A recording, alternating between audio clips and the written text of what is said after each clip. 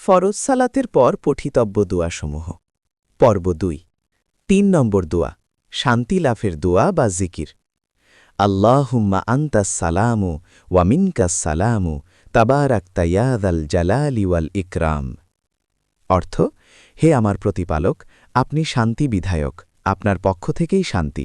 হে পরাক্রমশালী ও মর্যাদাবান, আপনি বরকতময়, হে মহিমান্বিত ও সম্মানের অধিকারী। সহি মুসলিম, মিশকাত, হাদিস নম্বর ৯৬০। ৪ নম্বর দোয়া, আল্লাহর সাহায্য প্রার্থনার দোয়া। আল্লাহুম্মা আইন্নি আলা যিকরিকা ওয়া শুকরিকা ওয়া হুসনি ইবাদাতিক।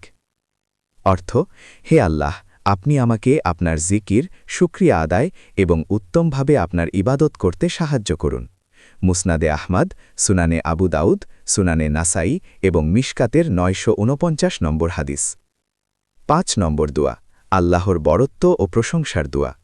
লা ইলাহা ইল্লাল্লাহু ওয়াহদাহু লা শারীকা লাহু লাহুল মুলকু ওয়া লাহুল হামদু ওয়া হুয়া আলা কুল্লি শাইইন কাদির।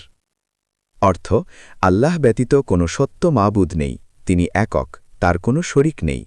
রাজত্ব ও সকল প্রশংসা একমাত্র তারই, তিনি সকল কিছুর উপর ক্ষমতাবান। হাদিস সাহি মুসলিমের, এছাড়া মিশকাতের হাদিস নম্বর ৯৬৩।